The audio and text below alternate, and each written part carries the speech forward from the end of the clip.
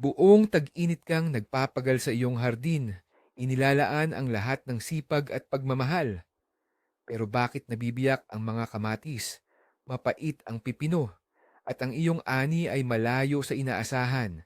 Hindi tulad ng nakikita mo sa mga larawan ng mga vlogger. Malamang, hindi sa buto o sa panahon ang problema. Ang problema ay sa tubig. Mas tiyak sa paraan ng pagdidilig mo. Ngayon, tatalakayin natin ang mga pangunahing pagkakamali sa pagdidilig na ginagawa ng halos bawat naghahardin. At ipinapangako ko, pagkatapos ng video na ito, ang iyong diskarte sa pagdidilig gamit ang pandilig at hose ay magbabago ng tuluyan. Tila, ano pa ba ang mas simple kaysa sa pagdidilig ng halaman? Kailangan ng tubig ang lahat ng nabubuhay na organismo. Ang ating mga lolo't lola ay nagdidilig noon at lahat naman ay lumalago. Pero ang agronomya ay patuloy na umuunlad.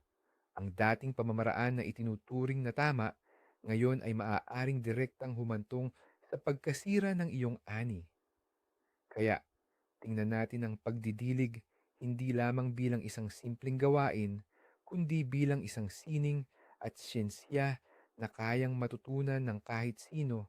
Ang numero unong pagkakamali na karaniwang nagagawa ng halos lahat ay tungkol sa oras ng pagdidilig.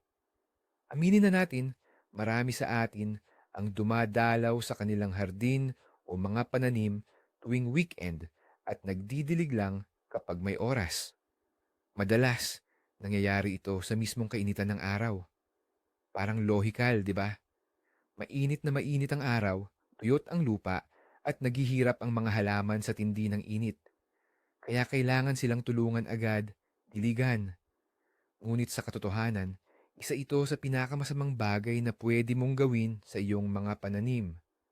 Isipin mo, pinagpapawisan ka pagkatapos ng pagtakbo, tapos bigla kang bubuhusan ng napakalamig na tubig. Hindi ba masakit sa pakiramdam? Talagang nakakagulat. Ganyan din ang shock na nararamdaman ng mga ugat ng halaman kapag ang malamig na tubig ay tumatama sa mainit na lupa. Malaking stress ito na nagpapagamit sa halaman ng enerhiya nito para lang mabuhay sa halip na ilaan sa paglaki at pagbunga. Pero hindi lang yan. Mayroon pang pangalawa at kasing delikado na panganib sa pagdidilig sa tanghali.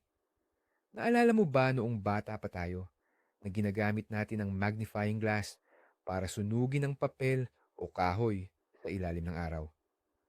Ganoon din, ang bawat patak ng tubig na naiwan sa mga dahon ay nagiging parang maliit na lente. Ang sikat ng araw, kapag dumaan sa patak na ito, ay nagpo-focus at literal na sinusunog ang malambot na bahagi ng dahon. Ang resulta? Sunog sa dahon mula sa araw. Maliliit na dilaw o puti-puting mantsa na akala ng marami ay simula ng sakit. At ang dahon na mahina dahil sa paso ay bukas na pintuan para sa mga impeksyon. Bukod pa sa lahat ng ito, ang pagdidilig sa tanghali ay hindi lang epektibo, kundi masasayang pa ang iyong tubig. Karamihan sa tubig na idinidilig mo sa kainitan ng araw ay hindi man lang nakakaabot sa ugat. Mabilis itong sumisingaw mula sa mainit na lupa at mga dahon. Kaya nasasayang lang ang tubig at ang pagod mo, samantalang ang halaman ay nakukuha lang ay stress at mga paso. Kaya, kailan ba ang tamang oras? Tandaan ang simpleng panuntunan. Magdilig ng maaga sa umaga o kaya sa gabi kapag hindi na masyadong matindi ang sikat ng araw. Ang pagdidilig sa umaga ay perpekto. Ang tubig ay nakakapenetra ng malalim sa malamig na lupa at nakukuha ng halaman ang sapat na tubig para sa buong mainit na araw. Ang pagdidilig sa gabi ay maganda rin, ngunit may isang bagay na dapat tandaan na tatalakayin natin sa susunod. Sa ngayon, tandaan, ang paggamit ng pandilig at huso sa tanghali ay kaaway ng iyong ani. Sige, pag-usapan naman natin ang pangalawang karaniwang pagkakamali, yung tinatawag na kaunti pero madalas sa pagdidilig. Maraming hardinero, lalo na yung mga baguhan, ang naniniwala na dapat daw diligan ng halaman araw-araw. Paunti-unti lang, kumukuha sila ng pandilig, dinadaanan ng bawat halaman, binabasa lang ang ibabaw ng lupa at pakiramdam nila'y tapos na ang kanilang trabaho kaya magpapahinga na sila. Sa ibabaw, mukhang basa at maayos naman. Pero ano nga ba ang nangyayari sa ilalim ng lupa? Sa ilalim, isang malaking problema pala ang nangyayari sa sistema ng ugat ng halaman. Kapag dinidiligan natin ng madalas, pero paunti-unti, ang tubig ay tumatagos sa lupa ng ilang sentimetro lang ang lalim. Ang ugat ng halaman, para makuha ang tubig, ay hindi lumalalim kundi kumakalat lang sa ibabaw ng lupa. Nagiging tamad at spoiled ang mga ito. Bakit pa nga sila magpapalalim kung laging may tubig sa ibabaw? Ang resulta, magkakaroon tayo ng halaman na may napakahina at mababaw na sistema ng ugat na madaling masira. Ano ang magiging epekto nito? Una sa lahat, lubusan kang maaasahan ng ganitong halaman. Kahit makalimutan mong diligan ng 1 o 2 araw sa mainit na panahon, agad itong malalanta. Wala kasi itong ugat sa malalim na bahagi ng lupa para makakuha ng tubig na makapagliligtas dito. Pangalawa, madaling masira ang mabababaw na ugat tuwing nagbubungkal o nagtatanggal ng damo. Kahit bahagya kang lumalim gamit ang asarol, ayun na, nasira mo na ang mahalagang bahagi ng halaman. Bukod pa rito, ang ganitong uri ng ugat ay mas apektado ng pagbabago-bago ng temperatura. Sobrang init sa araw at sobrang lamig sa gabi. Ang tamang paraan ay ang madalang pero lubusang pagdidilig. Kailangan mong basain ang lupa ng hindi bababa sa 15 o 20 sentimetro ang lalim para umabot ang tubig sa pinakamalalim na ugat. Ang ganitong pagdidilig ang magtutulak sa mga ugat na lumalim pa sa paghahanap ng tubig na magpapalakas at magpapatibay sa kanila laban sa tagtuyot. Ang halaman na may ganitong matibay na ugat ay kayang alagaan ang sarili kahit umalis ka pa ng ilang araw. Kaya kalimutan na ang araw-araw na pagtakbo na may hawak na pandilig. Mas mainam na minsan lang sa loob ng ilang araw. Pero lubusan mong diligin ang mga taniman. Iyan ang susi sa matitibay na halaman at masaganang ani. Ngayon, talakayin naman natin ang ikatlong talamak na maling paniniwala na nagdudulot ng sakit sa mga halaman at pagkasira ng ani. Ito ay ang pagdidilig sa dahon o ang tinatawag na pampasariwang paligo. Marami ang naniniwala na ito'y lubhang kapaki-pakinabang.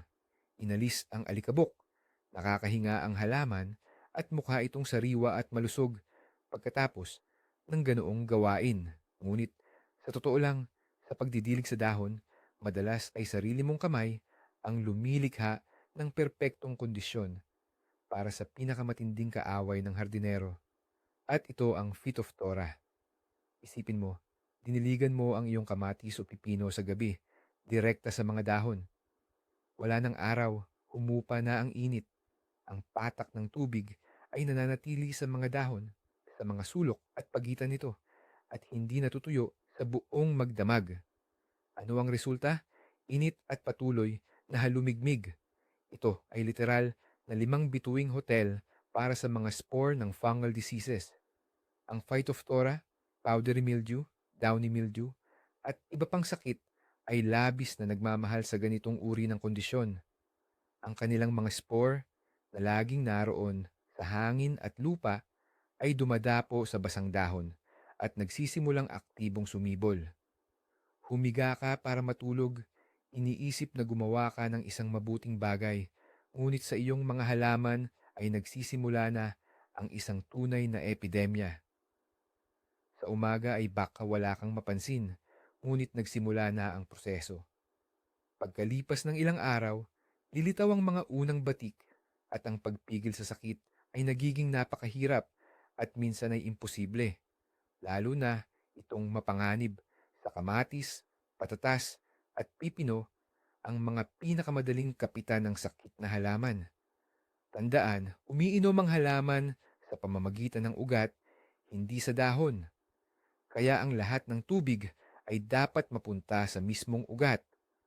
Subukang ibuhos ang tubig ng maingat sa pinakaugat ng tangkay nang hindi sinisira ang lupa at sinisikap na hindi tamaan ang mga mas mababang dahon ng tilamsik. Kung gumagamit ka ng sprinkler o pandilig, buksan ito ng maagang maaga sa umaga upang sa gabi ay ganap na matuyo ang lahat ng dahon. Ang pagdidilig sa dahon sa gabi, ito ay direkta at mabilis na daan patungo sa paggamit ng fungicides at pagkawala ng malaking bahagi ng ani. Huwag lumikha ng problema kung saan madali itong may iwasan. At sa wakas, ang pang-apat na pagkakamali na madalas ginagawa ng may magandang intensyon pero nakakapinsala pala. Ito ay ang pagdidilig ng napakalamig na tubig at paggamit ng sobrang lakas na pressure. Isipin, may poso o balon kayo sa inyong bakuran. Malinis ang tubig doon, pero napakalamig. Kahit sa init ng tag-araw ay bihirang umabot ang temperatura nito ng higit sa 10 sa tapan 12 degrees Celsius. Mukhang ito ay magandang pagkukuhanan ng tubig para sa pagdidilig, pero hindi pala angkop sa halaman. Kapag binubuhusan mo ng napakalamig na tubig ang mainit na lupa, ang ugat ng halaman ay nakakaranas ng matinding pagkabigla sa temperatura o temperature shock. Ito ay parang biglaang paglangoy mo sa napakalamig na tubig. Bilang tugon sa ganitong stress, ang maliliit na ugat na sumisipsip ng sustansya na responsable sa nutrisyon ng halaman ay biglang tumitigil sa paggana. Nasisindak sila at pansamantalang humihinto sa pagsipsip hindi lang ng tubig, kundi pati na rin ng sustansya mula sa lupa. Bilang resulta, ang halaman na bagong diligan mo lang ay maaaring magmukhang nalalanta at humihina. Nauuhaw ito kahit basa ang lupa.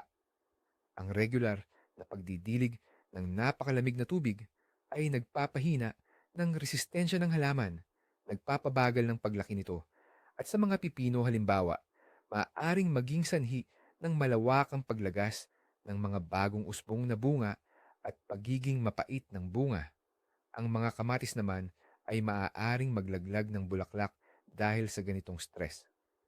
Para maiwasan ito, kailangan talagang patayuin muna ang tubig na gagamitin sa pagdidilig. Ilagay ito sa isang drum, tangke, o anumang malaking lalagyan. Sa isang araw sa ilalim ng araw, iinit ang tubig sa tamang temperatura ng paligid at ang ganitong pagdidilig ay magiging malaking pakinabang sa halaman at hindi dagdag stress. Ang ikalawang bahagi ng pagkamaling ito ay ang malakas na talsik ng tubig mula sa hose. Kapag dinidiligan mo ang mga tanim gamit ang malakas na pressure, hindi lang nababali ang maliliit na tangkay at dahon. Ang mas malaking pinsala ay sa lupa. Ang malakas na talsik ng tubig ay nagtitibay sa ibabaw na bahagi ng lupa. Ginagawa itong parang matigas na balat o crust. Pinipigilan nito ang hangin na makapasok sa ugat na parang nasasakal ang mga ito. Bukod pa rito, ang malakas na pressure ay hinuhugasan ang mayaman na lupa sa paligid ng tangkay na ilalantad ang mga ugat sa ibabaw kaya nagiging mas vulnerable sila. Gumamit ng sprayer nozzle o bawasan lang ang pressure para dumaloy ang tubig ng dahan-dahan at unti-unting masipsip nang hindi nasisira ang istruktura ng lupa. Ang maingat na paggamit ng tubig at pangangalaga sa lupa ay susi sa malusog na halaman. Gusto mo bang dumami ang views at subscribers mo sa YouTube? Tuklasin ang sikreto sa paggawa ng nakakaakit na YouTube description na siguradong mapapansin ng algorithm at madaling mahanap ng mga manonood. Sa comprehensive guide na ito, tatalakayin natin ng detalyado kung paano bumuo ng isang YouTube description na hindi lang nakakaakit sa mga tao, kundi epektibo rin para sa YouTube SEO at sa algorithm ng YouTube. Malalaman mo ang mga pinakamabisang diskarte sa paghahanap at paggamit ng tamang keywords, paglalagay ng synonyms at related terms para mapabilis ang pag-angat ng iyong video sa search results. Matututunan mo rin kung paano i-optimize ang iyong content para sa mas maraming views at subscribers. Kung naghahanap ka ng proven tips para sa YouTube marketing, video ranking, o kung paano dumami ang views sa YouTube, ang gabay na ito ang kailangan mo para palakasin ang iyong channel at maging successful sa YouTube. Kung nagustuhan mo ang video na ito, narito ang ilang paraan para suportahan ang aming channel.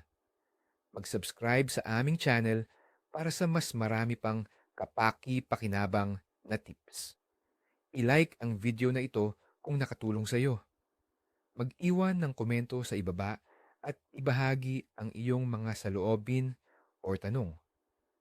I-share ang video na ito sa iyong mga kaibigan at komunidad. Panoorin ang iba pa naming videos para sa dagdag na kaalaman. Bisitahin ang aming website, social media accounts para sa eksklusibong content at updates.